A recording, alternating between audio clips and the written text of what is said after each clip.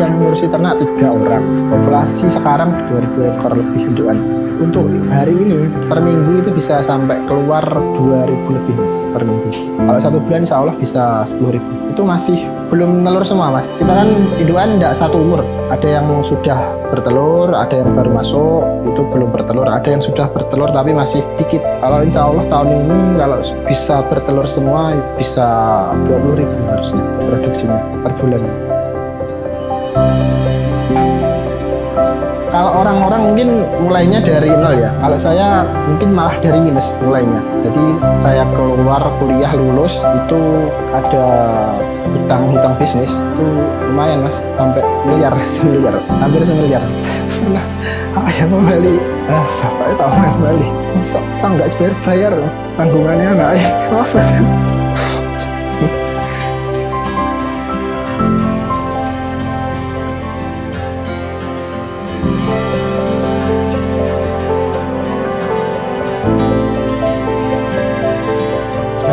Assalamualaikum warahmatullahi wabarakatuh. Perkenalkan, nama saya Ahmad Sidik, bisa dipanggil Adik kalau di sekitaran sini. Usia 33 tahun, pekerjaan wirausaha, peternakan jenis bebek hibrida. Lokasi di Desa Sukorejo, Kecamatan Karangrejo, Kabupaten Tulungagung. Bebek hibrida itu bebek kayak persilangan. Jadi dia itu gabungan antara bebek yang gampang bertelur dan hasilnya itu jadi bebek pedaging. Jadi intinya diharapkan bebeknya itu gampang bertelur tapi hasilnya untuk daging yang lebih besar.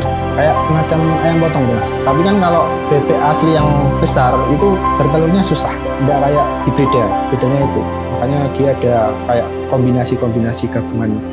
Kalau bebek asli petelur kan warnanya hijau, biru itu. Kalau hibrida itu dia agak puyeh, dominan putih. Makanya ada yang putih, ada yang hijau. Bentuknya tubuhnya agak besar, tapi tidak kayak angsa. Kalau angsa kan besar, lehernya panjang. Kalau itu lehernya tidak seberapa panjang, tapi besar badannya. Mulai usaha, saya masuk ke peternakan itu habis lulus kuliah 2015. Saya kuliah kebetulan di manajemen Universitas Airlangga. Jadi 2015 itu saya lulus, saya langsung pulang. Biasanya kan habis lulus nyari kerja. Itu udah saya setting saya di rumah aja, karena pas di kuliah itu pernah magang di kantor. Itu kayak ngerasa di rumah aja kayaknya enak. Kayak hidup itu terlalu cepat. Enak di desa masih yang kayak nyantai itu tenang. Tapi saya dari kecil itu udah dididik sama almarhum bapak, itu udah disetting. Saya nanti kalau bisa jadi peternak penerus bapak. Jadi dari kecil sudah diajak ke mana-mana, dari Jombang, Mojokerto, Kediri, Cirebon, Bali, itu diajak keliling usahanya bapak. Kalau bapak dulu kan peternak juga,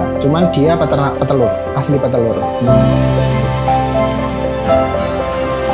Kalau warisan itu saya artikan gini, saya bener ini usaha warisan, tapi yang diwariskan itu ilmunya. Kalau bebeknya saya mulai itu udah nggak ada. Kalau orang-orang mungkin mulainya dari nol ya, kalau saya mungkin malah dari minus mulainya. Jadi 2009 itu bapak sakit lumayan parah. Jadi manajemen kandang, manajemen usaha itu udah lumayan kacau. Kemudian keadaan keuangan bisnis juga lumayan parah. Bahasa kekinian tuh saya jadi sandwich generation. Tapi ya nggak masalah. Akhirnya stroke 2009, stroke sampai 2021. Tapi itu sembuh sebenarnya. Dari segi fisik bapak sembuh, cuman ya itu dari pikirannya udah beda, udah nggak fresh, nggak sama lah kayak yang orang normal. Pikirannya udah beda, udah nggak kuat mikirin bisnis. Nah kebetulan pas bapak sakit itu saya waktu itu kuliah, jadi ya nggak bisa mengurusi pekerjaan usaha keluarga. Jadi saya keluar kuliah lulus itu ada hutang bisnis itu lumayan mas, sampai miliar, hampir semiliar. Kalau saya mau nerusin usaha bapak, pertama saya harus renovasi kandang, kemudian ya itu ada tanggungan juga. Terus adik masih sekolah, masih kuliah, itu ya saya kan anak pertama, jadi ya tanggung jawab lah anak pertama, siapa lagi kalau bukan anak yang pertama. Tapi 2015 itu saya lulus, alhamdulillah ada saudara yang dalam arti ekonominya lagi naik, terus juga di bidang peternakan, yaitu ayam tuh. Dari situ saya mengajukan diri, Akhirnya ya ada, pertama nyopir kernet, terus habis itu kok ini kan nggak stabil, dalam arti masih kurang lah kalau saya mikirnya. Terus saya menawarkan diri, Pak ini ada kandang saya di rumah, terus pripun lah jenengan yang isi, saya yang makani. Yaitu awal mula saya terjun di peternakan bebek itu situ. Jadi Pak Lek ngasih saya bebek, terus saya yang makan, saya yang jadi tenaga kerjanya, dari kandangnya juga saya. Dari situ mulai terkumpul modal, semua dijual. Jadi waktu bapak meninggal 2020-an itu kena corona kemarin, itu dari usaha ada, aset-aset kita jual, dari mobil, motor itu semua kita jual. Soalnya gini, saya tidak mau bapak itu punya hutang, saya prioritaskan hutangnya bapak dulu, baru nanti kemudian bisnis berkembang. Alhamdulillahnya ya malah ada rezeki yang tidak disangka-sangka. 2015 saya sampai 2020 ikut Pak Le. Kemudian karena saya kan sering ketemu tuh sama bos besar yang ngambil daging, dari situ dia tuh melihat saya, nilai saya, karakter saya. Dia karena mas kayak sama mas iso ngopeni dewe, akhirnya ditawari bebek indukan sendiri.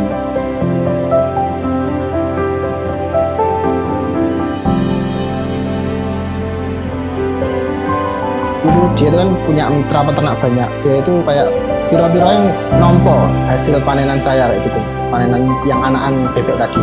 Dari situ udah kayak tidak nyangka bakalan bisa mandiri kayak gini. Itu saya tanpa modal mas, dia ngasih bebek cuma-cuma, nanti dibayar waktu hasil panennya gitu. Akhirnya alhamdulillah dari mulai pertama itu 100-an ya nggak salah, udah besar, udah siap bertelur. Alhamdulillahnya lancar jalan. Kemudian mas ditambahi lagi, oke pak wis manut, nambah terus. Kemudian itu mas ada titik balik, kan sudah diwanti-wanti sebelumnya sama ibu, sudah usah ambil perbankan. Nah saya inginnya ya itu pengennya cepet-cepet, akhirnya ngambil juga perbankan. Yalah itu malah yang bikin saya agak kolaps itu pernah di suatu titik 2023. Kalau usaha penetasan tuh usaha kontinu mas, jadi kalau ada permintaan misal ya tiap minggu 2000 ekor, kemudian saya nambah indukan, itu bisa produksinya nambahnya berkali-kali lipat. Sedangkan pasar itu daya serapnya kan kita nggak tahu, karena saya udah kayak gambling, alas beli indukan aja nanti gampang lah, yang penting untungnya tambah banyak gitu. Ternyata daya serapnya nggak sebanyak yang saya pikirkan, makanya waktu daya tetasnya itu 1.500-an per minggu. Sebenarnya waktu pas ekonomi lagi naik-naiknya banyak, dia lancar, terserap. Waktu ekonomi lagi surut, peternak itu kalau murah kan dia nggak mau ngopeni. Akhirnya yang ditetaskan itu kan di dalam masih banyak mas, saya besarkan sendiri malah bikin rugi. Waktu itu saya lihat laporan keuangan saya itu per bulan minus 25 juta, itu 6 bulan kalau tidak salah. Akhirnya saya kemana-mana mas larinya, ke pinjol juga, tapi yang resmi bukan yang ilegal. Akhirnya ya buat pelajaran, kita tutup semua perbankan yang mengandung riba. Orang itu kalau belum nyoba sendiri tidak tahu mas, karena ya gitu pengennya wah cepet kayaknya ini enak, pas lagi enak. Kalau hitungan manusia kan kayak gitu, ternyata hitungan langit tidak sama. Waktu udah parah-parahnya, kemudian saya tuh kan ikut komunitas juga, komunitas ngaji lah. Terus akhirnya lumayan agak sadar lah yang sesuai syariah tuh kayak apa. Paling perasa itu lihat TikTok. Nge-scroll itu isinya tentang itu mas, riba itu gini-gini, riba itu gini-gini. Akhirnya malah kayaknya pertanda gitu. Terus ngomong sama istri, gimana mau project selanjutnya tuh gimana, langkah selanjutnya kayak gimana. Terus saya pikir gini, yaudah kita coba lunasi utang dulu aja, dijual semua aset yang liquid, dalam arti bisa diuangkan. Kita lunasi dulu yang dari kecil, kemudian yang besar-besar kita juga lunas. Akhirnya ya situ alhamdulillah 2023 kemarin kita sudah terbebas dari hutang riba. Alhamdulillah itu support sekali. Yes. Kayak gini tuh saya ngerasa itu semua doa dari ibu mas. Ada sih doa yang secara tidak langsung itu malah bikin lancar. Ada aja tiba-tiba ada orang datang, mas mau ngambil DOD, itu padahal dia bukan peternak, dia itu tukang catering malah. Kayak gitu kan, aneh. Yes. Alhamdulillah.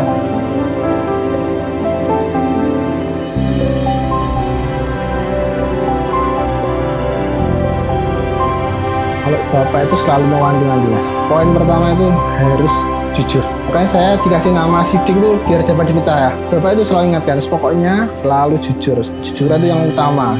Kalau di mana-mana bapak itu sholat mas yang utamakan. Dalam keadaan apapun dia tuh harus ingat sholat. Keadaan repot kita berhenti sejenak sholat dulu. Tapi ya itu warisan yang paling berarti ya ilmu dari bapak. Kalau menurut saya. ya mikirnya wah ini sih harusnya bukan tanggung jawab saya. Pertama sih mikirnya gitu kan, tapi ya lama-kelamaan akhirnya udah dewasa, udah tahu ternyata keadaan itu memang berat. Kalau dulu kan saya belum nikah, setelah nikah itu ternyata baru ngerasain ternyata tuh punya tanggung jawab, punya keluarga itu kayak gini, berat ternyata. Saya tuh pernah yang membeli, bapak itu tahu yang membeli, masa nggak bayar tanggungannya anak, maaf mas. Tapi ya itu akhirnya malah sadar ternyata memang tanggung jawabnya besar. Perjuangan bapak itu ternyata ya tidak mudah untuk anak-anaknya, untuk keluarganya.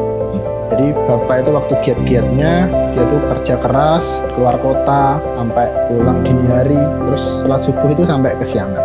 Nah setelah ada sakit itu kan kalau orang-orang mikirnya sholat subuh udah paling terakhir mas kesiangan itu. Alhamdulillahnya itu sebelum meninggal setelah sakit tuh bapak itu orang yang pertama kali ke masjid. Alhamdulillahnya kayak gitu. Jadi ya saya bersyukur sih kalau ternyata sakitnya bapak itu ada hikmahnya.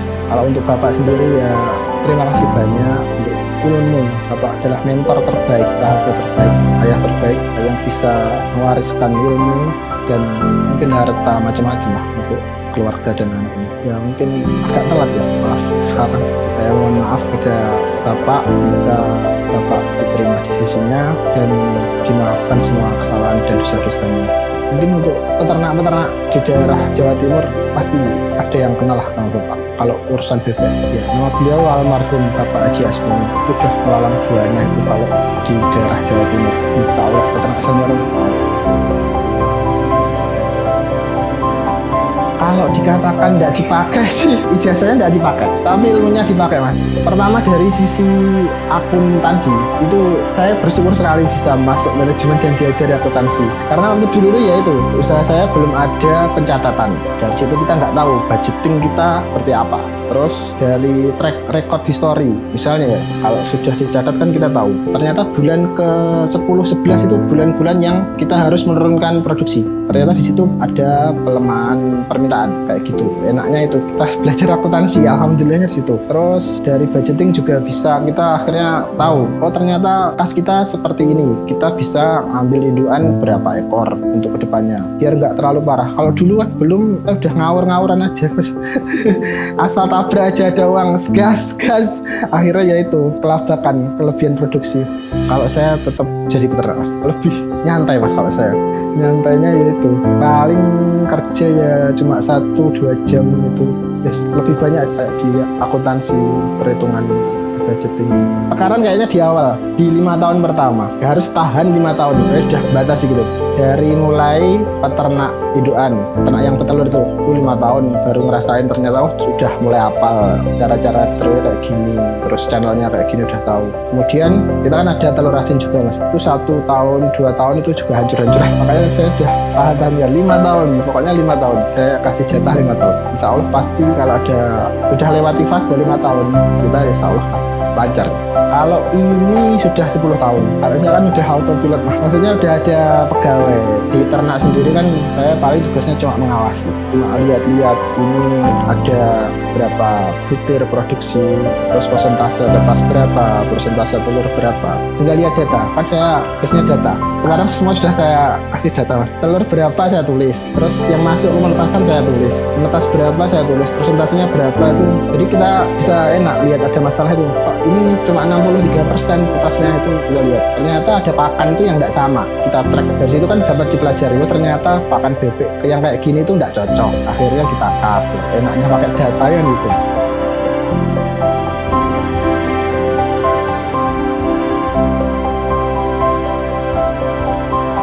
Yang ngurusi ternak 3 orang, populasi sekarang 2000 ekor lebih indukan. Kalau 1 orang itu bisa menghandle 1000 ekor, dia itu cuma makan pagi itu 1 jam sama ngambil telur, udah itu free habis itu. Nanti sore lagi paling ada jadwal tertentu itu nguras air minum, terus bersihkan kandang, tapi ya tidak lama. Kalau penetasan sendiri kita kan sudah pakai yang otomatis. Jadi kalau pertama kita masukkan telur ke penetasan, terus hari kelima kita senteri, kita lihat cek itu yang fertil, yang mana, yang non fertil yang mana, dari situ dipilah, kemudian sudah nunggu netas, cuma gitu aja. Kalau kata orang-orang dulu itu waktu penetasan chopper itu masuk telur keluarnya uang mas, saking mudahnya penetasan. Kalau ayam itu sampai 90%. Kalau kita produk utamanya sebenarnya kan anakan bebek DOD, makanya semua kita tetaskan. Terus ada telur asin, jadi telur yang tidak bisa masuk ke penetasan sama yang non fertil itu kita asinkan. Sama dari DOD kita pembesaran juga, tapi kalau yang itu tidak banyak kapasitasnya mas. Jadi kita jualnya bebek pedaging. Untuk hari ini per minggu itu bisa sampai keluar 2.000 lebih per minggu. Kalau 1 bulan insya Allah bisa 10.000. Itu masih belum telur semua mas. Kita kan indukan tidak satu umur. Ada yang sudah bertelur, ada yang baru masuk, itu belum bertelur. Ada yang sudah bertelur tapi masih dikit. Kalau insya Allah tahun ini kalau bisa bertelur semua bisa 20.000 harusnya produksinya per bulan. DOD dari kita 8.000 sampai 9.000 per ekor. Memang yang paling besar di penetasan. Tapi kalau omset itu di bebek pedaging. Soalnya makannya banyak, selama 40 hari full makan. Tapi marginnya tidak seberapa besar. Jadi bebek usia bertelur itu 4 sampai 6 bulan awalnya. Usia produktif itu 2 tahun biasanya. Berarti umur 2,5 tahun bebek itu di afkir. Biasanya kalau yang afkir itu kita jual ke warung makan. Warung makan itu dia itu punya spek tertentu. Ada yang restoran itu biasanya yang bebek daging tadi umur 40-45 hari. Yang afkir itu biasanya yang warung-warung Madura, warung pinggir jalan itu biasanya. Kan besar soalnya, besar tapi harganya tidak seberapa mahal. Kalau itu hitungnya kan per ekor. Kalau telur asin kita per minggu produksinya. Bisa tergantung sesuai permintaan sama punya telur kita sendiri. Kalau punya kita sendiri sih antara 1.000 sampai 3.000 per minggu. Kalau DOD sudah jelas ada targetnya. Jadi kalau jelas marketnya, itu saya produksi segini. Terus saya sudah saya planning. Pak nanti jumlah tetasnya segini loh Pak. Beda sama kayak telur asin. Kalau telur asin itu kan kita punya dulu, terus kita jual terserah konsumennya ngambil berapa, ya daya serapnya seberapa, beda sama kayak DOD.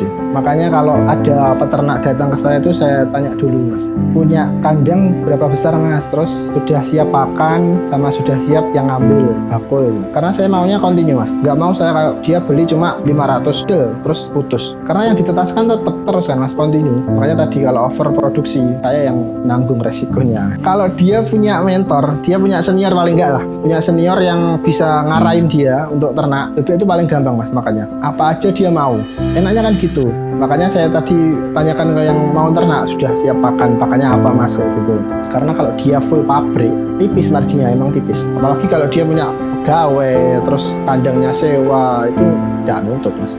Tapi kalau dia punya alternatif, misalnya yang sekarang lagi booming kayak sekarang kan ada Kentucky, terus kemudian sosis, roti, itu semua mau bebek. Limbah itu hitungannya, malah ada kemarin tuh pernah lihat peternak saya itu dia limbah ati, usus dari ayam-ayam itu kan buahnya itu dideplok, dicampur ke pakan. Dia tuh beli cuma per kilonya 1.000, padahal full protein tuh, hasilnya lumayan. Makanya kalau peternak yang kayak gini tuh malah saya pertahankan. Dia tuh keadaan apapun tetap bakalan ngambil, dia bakalan continue. Meskipun harga panenan menurun, dia tetap ngambil DOD.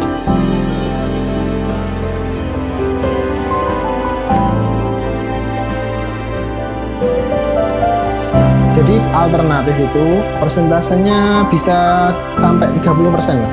Tapi bisa, kadang ada yang sampai 50%. Cuman kan takutnya orangnya nggak tahu. Kadang dia di loss nih pakan alternatifnya. Bebeknya kan ada itu bau. Dia itu nggak mau. Harus ada campurannya yang pakan biasa. Makanya dari situ lebih cuan peternak gitu.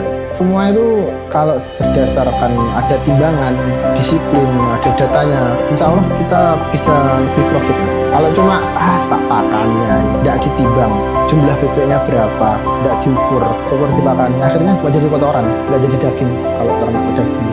Kalau saya itu lebih suka indukan yang dari betingannya itu tidak seberapa besar, cuman saya kasih ke jantan yang besar, jadi nanti hasilnya itu lumayan besar dari bapaknya. Kalau indukannya saya pengennya tuh yang dia itu bertelurnya lebih banyak persentasenya, karena kan tetap kita kan untungnya kan dari telur itu. Kalau fisik sih sebenarnya nggak masalah. Daripada yang jumbo, lebih suka yang kecil. Karena yang jumbo itu dia pakannya lebih banyak. Telurnya itu ya sama aja. Kalau dihitung secara matematika, pakannya lebih banyak, tapi telurnya cuma satu. Kan lebih menguntungkan yang makannya dikit, tapi tetap bertelur. Selain itu untuk ditetaskan yang jenis besar itu agak susah mas, persentasenya. Saya itu pernah juga agak kesulitan. Dia tetas itu cuma 60%. Kalau sekarang punya saya kan 70-80%. Gitu. Dari situ kan sudah beda. Kalau saya selama ini sih alhamdulillah paling kematian wajar lah 1-2 selama 1 bulan. Itu pun karena faktor usia mungkin juga sama cuaca, mungkin ekstrim cuaca itu mempengaruhi juga. Kalau pas badai terus cuaca dingin itu bebek kan harus punya nutrisi, dipakan lebih daripada biasanya, makanya kita akali. Kalau lihat-lihat lebih dingin cuacanya kita tambahi pakannya kayak gitu, kita tambahi vitamin. Terus sebulan sekali kita semprot kadang.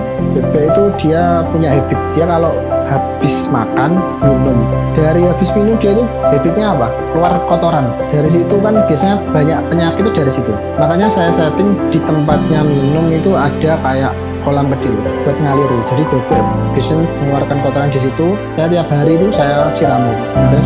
Terus sebulan sekali minimal 2 kali lah disemprot kandang disinfektan sama M4. Itu juga meminimalisir bau. Kalau awal masuk kita vaksin, nah suntik ya ini cuma itu kalau spesialis treatmentnya. Yang lainnya sih standar operasionalnya manajemen kandang. Dipakan pagi hari, terus dibersihkan minumannya, dipakan lagi sore hari, telur diambil di pagi hari. Saya tuh selalu bilang ke teman-teman yang masih muda, beternak itu masih menjanjikan. Kalau kita tahu ilmunya, kalau kita bisa mengukur resikonya, kalau bisa diminimalisir lah resikonya gitu, itu masih menguntungkan. Dan kalau dihitung itu masih cukup lumayan mas menguntungkan. Orang-orang sih kayaknya sekarang pengennya di kantor di AC, nggak mau kena bau telak.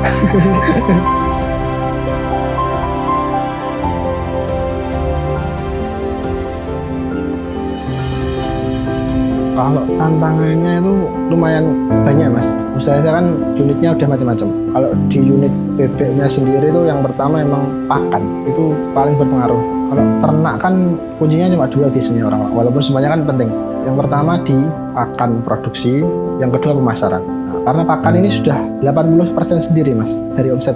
Terus untuk penetasan kita masalahnya kan kita mesinnya otomatis. Terus spesifikasi besar. Jadi kalau ada rusak itu bisa kena semua. Jadi kapasitas 5.000 sampai 6.000 tadi kalau ada mesin rusak semua yang di dalam. Kayak gitu resikonya. Dari predator juga ada. Itu pernah mas, saya itu di 1 hari dimasukin garangan. Yang anakan tadi itu 100 ekor lebih. Nggak dimakan, cuma di krauk-krauk kepalanya itu loh. Mati semua, berceceran. Kemudian untuk masalah penetasan kita pengawasannya agak ekstra mas. Saya kasih tanda itu lampu indikator mesin itu keadaan gimana, terus kemudian ada alarm. Kalau dia melebihi batas suhu tertentu dia bakal nyala. Soalnya hubungannya erat sama suhu kalau penetasan itu. Terus untuk yang lainnya itu kalau pedaging misal umur 1 sampai 7 hari kita ada blok khusus yang terkunci rapat. Itu aman kalau dari predator, insya Allah sudah tidak bisa masuk. Kita awasi setiap hari lah, kita cek pakannya kayak apa. Dari kesehatan bebek kan kelihatan mas, dari bentuknya dia rontok dulu, terus stres dia suaranya itu ada ciri-cirinya tertentu. Kalau yang sehat tuh bulunya tumbuh lebat, kemudian bersih biasanya. Terus dari aktivitasnya, yaitu lari-lari supaya orang bahagia. Kalau kita kan juga erat hubungannya untuk penetasan. Kalau orang hamil stres itu kan bahaya juga karena kandungannya sama itu bebek juga. Jadinya kan keluarnya telurnya kecil kalau dia stres. Makanya tidak bakal layak tetas itu kalau telurnya sudah kecil.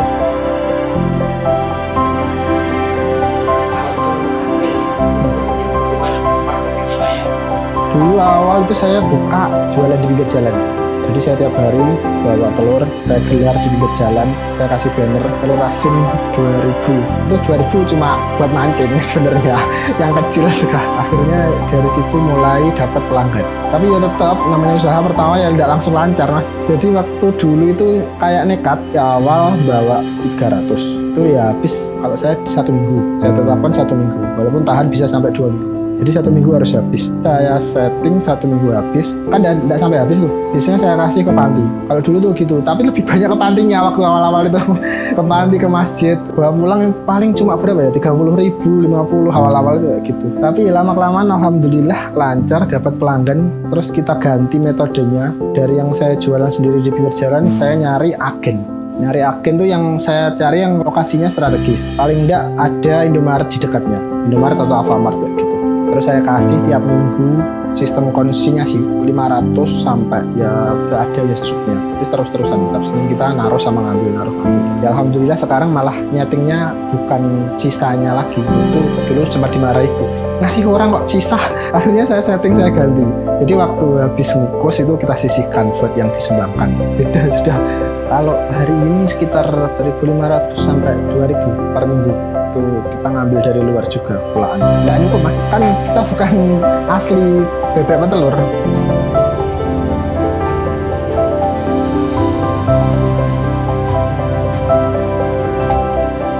Kalau dihitung-hitung Mas ya, saya lihatnya dari orang tua. Saya nggak punya datanya, cuma lihat dari orang tua. Bebek petelur itu benar menguntungkan, tapi kalau secara angka lebih menguntungkan itu di penetasan Mas. Kalau dihitung HPP-nya anggap aja ya 2.000 per telur.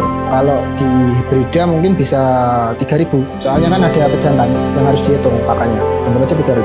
Setelah ditetaskan dengan persentase 70-80%, itu anggap aja 3.000 jadi 8.000. Udah berapa Mas kalian? Naikkannya kali kelipatannya dengan resiko yang bisa diminimalisir. Kemudian beban dari penetasan yang cuma listrik Mas. Dengan kapasitas 20.000 saya habis listrik 1 bulan cuma 1 juta. Jadi ya itu, kalau dihitung tetap menguntungkan penetasan. Tapi tidak bisa digenjot full. Kenapa hibrida?